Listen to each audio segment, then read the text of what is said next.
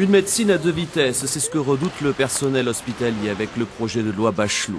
Un projet de loi qui prévoit, selon les syndicats, la suppression d'ici à 2012 de 600 postes sur environ 20 000 que compte l'ensemble des hôpitaux publics de la région Auvergne. Dans la fonction publique hospitalière, on supprime des postes aujourd'hui et on ne remplace pas les départs à la retraite comme partout ailleurs.